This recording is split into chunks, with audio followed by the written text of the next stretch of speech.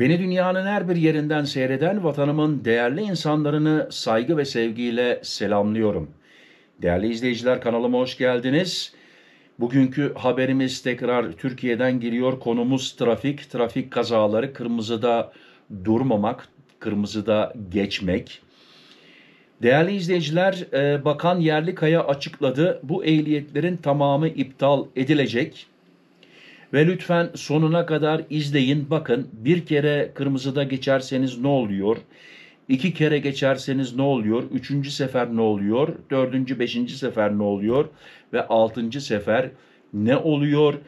Ehliyetiniz ne kadar alınıyor ve ne kadar para cezası ödemeniz lazım? Bütün bilgiler bu videoda. İçişleri Bakanı Ali Yerlikaya, trafik kazalarının önlenmesine yönelik hazırlanan eylem planında caydırıcı cezaların bulunduğunu belirterek bir yılda 6 kez kırmızı ışık ihlali yapan sürücünün ehliyetini iptal edip göz doktoruna gönderiyoruz ve 80 bin lira ceza işlem uyguluyoruz ifadelerini kullandı. Evet değerli seyirciler, bir yılda 6 kez geçerseniz 80 bin lira cezası var. Bakalım 2 kere, 3 kere, 4 kere geçtiğiniz zaman ne olacak?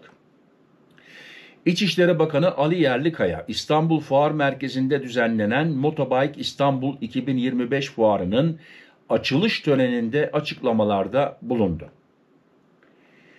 Türkiye genelinde 670 bin personelle ülkenin huzurunu sağlamaya çalıştıklarını belirten Yerlikaya, trafikte huzurun sağlanmasına yönelik de çalışmalar yaptıklarını ifade etti.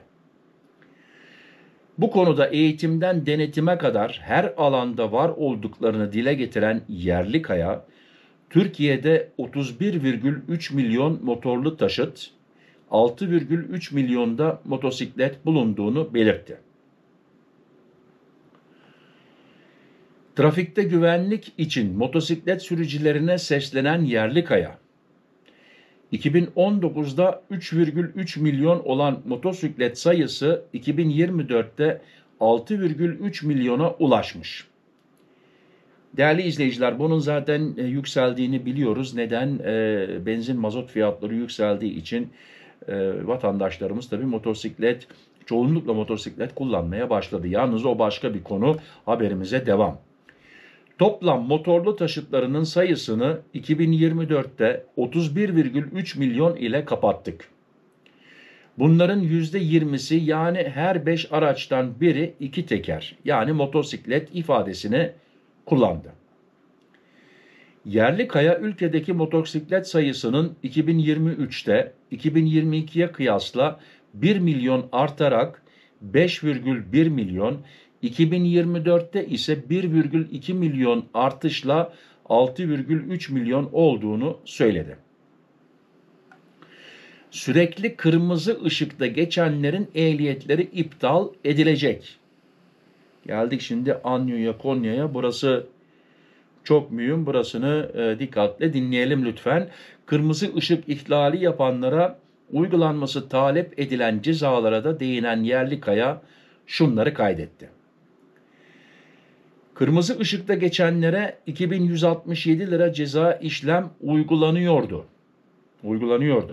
Bir yıl içinde 3 ihlal yapıldığında 30, 6 ihlal yapıldığında 45, 9 ihlal yapıldığında 60 gün sürücü belgesi geri alınıyor deniliyor. Biz caydırıcılıkla ilgili taslağımızda kırmızı ışıkta geçmenin cezasını birincisinde 5.000, ikincisinde 10.000, üçüncüsünde 15.000 ve 30 gün sürücü belgesini alma, dördüncüsünde 20.000 ve 60 gün, beşincisinde 30.000 ve 90 gün. Eğer bir yıl içinde 6. defa düşüyorsa ehliyet iptal, rakamda 80 bin lira, hem de göz doktoruna gönderiyoruz, muayene olsun. Değerli izleyiciler, ehliyet iptal oluyor. Burada bakın, yani herhangi bir gün geçtikten sonra ehliyetiniz geri gelmiyor. Ehliyet gitti.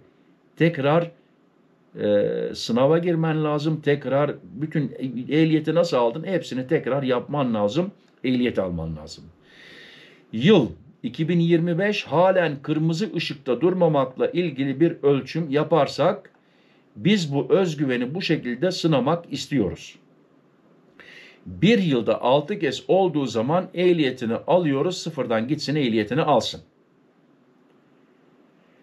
Değerli izleyiciler, bu konuda ben de bir şey söylemek istiyorum. Müsaade ederseniz, ben İsviçre'de yaşayan bir Türk vatandaşıyım. Ama tabii ki sürekli kendi aracımla da Türkiye'ye geliyorum Sıla yolundan. Sıla yolu videoları yaparak, canlı yayınlar yaparak, konu o değil. Türkiye'ye geliyorum. Benim kaldığım yer Karacabey. Değerli izleyiciler, maalesef her seferinde geldiğim zaman korkunç bir kaza oluyor. Ya bir hafta evvelsi olmuş, ya ben oradayken, ya ben döndükten sonra 1-2 hafta sonra korkunç bir kaza oluyor. Tabii ki ben devamlı Türkiye ile de konuştuğum için, telefonlaştığım için bu haberler bize geliyor. Ve değerli izleyiciler, kazalar yani öyle böyle değil, çok korkunç kazalar. Bundan 2 sene evvelsi kamyon, yüklü kamyon, kum vardı galiba üzerinde. Artık 50 ile mi geliyordu, 60 ile mi geliyordu, 70 ile mi geliyordu? Biliyorsunuz Türkiye'de bütün ışıkların olduğu yerde artık kameralar da var. Kim kırmızıda geçti, kim yeşilde geçti görünüyor. Kamyon, değerli izleyiciler, kamyon kırmızı ışıkta fren bile yapmadan, tam tersi gaza basarak geçiyor ve bir otomobile öyle bir çarptı ki otomobilin içinde 5 kişi vardı. 5 kişi de hayatını kaybetti. Yani kırmızıda durmadığı için 5 kişi hayatını kaybetti. Bu arabanın içinde yaşlısı da vardı, genci de vardı, çocuk da vardı. Yazıktır, günahtır, kurallara uyalım. Değerli izleyiciler, lütfen. Ne zaman Türkiye'ye gelsem bu konuları duyduğum zaman, gördüğüm zaman tüylerim diken diken oluyor. O kazada hayatını kaybeden vatandaşlarımıza Allah rahmet eylesin diyorum. Geri kalanlar akrabalarına, tanıdıklarına başları sağ olsun diyorum. Değerli izleyiciler, onun için lütfen, lütfen, belki diyeceksiniz İsviçre'de olmuyor mu? İsviçre'de de oluyor. Burada da oluyor. Her gün maalesef bir aptal yataktan kalkıyor, trafikte olmadık bir hata, bilerek bir hata yapıyor. Burada da kırmızıda geçiyorlar. Burada da öyle dengesiz insanlar var. Ama lütfen ve lütfen değerli izleyiciler, bana anlayış gösterin, beni yanlış anlamayın. Bütün dünyaya sesleniyorum. Trafik kurallarına uyalım. Ben de dede olduğum için, torunum olduğum için onları da düşünüyorum. Onlar da bu yollarda sağdan sola geçmeye uğraşıyor. Ona yeşil, yayaya yeşil yanıyor, arabaya kırmızı yanıyor. Lütfen kırmızıda duralım. Murat Bozdoğan lütfen diyor. Değerli izleyiciler, yorumlar açık. Yorumlarda tekrar her sefer söylediğim gibi lütfen hiç kimseye hakaret etmeden, küfür etmeden, bakın yorumlar, yazdığınız yorumlardan siz sorumlusunuz.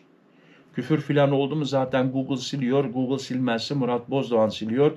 Ama bakın, yazdığınız yorumlardan siz sorumlusunuz. Yani bu konuda herhangi bir şey olursa ben sorumlu değilim. Onun için lütfen hakaretsiz, küfürsüz olsun. Beni izlediğiniz için teşekkür ederim. Kendinize dikkat edin. Sıhhatinize dikkat edin. Sıhhatli kalın, benimle kalın. Hoşça kalın. Murat.